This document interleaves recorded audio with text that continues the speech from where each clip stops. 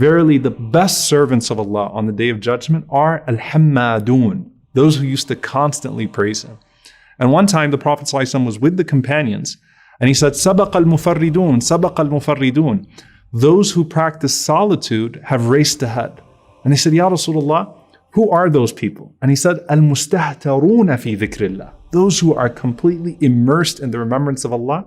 And then he said, sallallahu alayhi wa sallam, يَضَعُ الذِّكْرُ عَنْهُمْ أَثْقَالَهُمْ فَيَأْتُونَ يَوْمَ الْقِيَامَةِ خِفَافًا. Their dhikr, their remembrance has lifted all of their burdens. And so they come on the Day of Judgment weightless, with no burden whatsoever. And subhanAllah, you see that Allah starts to call out to them. Now, people of dhikr, they loved the most beloved place on earth to Allah. And those are the masajid, which are the most beloved places to Allah. Why? Because of the amount of dhikr in there, the remembrance of Allah in there. So Rasulullah ﷺ said, Allah announces, Aina jirani, Aina jirani. Where are my neighbors? Where are my neighbors? And the angels, they respond and they say, Rabbana, waman yanbaghi an yujawiraka. O our Lord, who is befitting to be called your neighbor? And Allah will say, Aina ummarul masajid. Where are those who used to frequent the masajid? Those who were regular in my houses in this world. Then the Prophet ﷺ said, ثُمَّ يُمَيِّزُ الْعُلَمَاء. Allah then distinguishes the scholars. And remember, the righteous scholars are called what in the Quran? They're called Ahlul Dhikr, the people of remembrance. And these are the opposite, of course, of the hypocrites amongst them. May Allah protect us, who have their own humiliation on the Day of Judgment. These are the sincere scholars who lived what they taught. And they used their knowledge to get close to Allah. إِنَّمَا يَخْشَى اللَّهَ مِنْ عِبَادِهِ الْعُلَمَاء. Those who truly fear Allah are the true scholars. So this day they have no fear. Allah says to them, Ya ma'ashar al-ulama, O company of scholars, لَمْ أَضَعْ فِيكُمْ عِلْمِي وَأَنَا أُرِيدُ أَنْ أُعَذِّبَكُمْ. I wasn't going to waste my knowledge on you just to punish you today. قَدْ غَفَرْتُ لَكُمْ. I've forgiven you all. You see the theme here?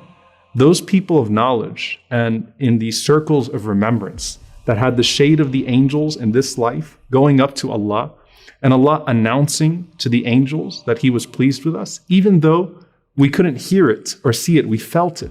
Now Allah is making those announcements in front of the angels and in front of everyone else that He's pleased with us. The difference is we're actually there to witness the announcement this time. May Allah make us amongst them. Allahumma ameen. Finally, there is the specific dhikr the Prophet ﷺ mentioned for this moment.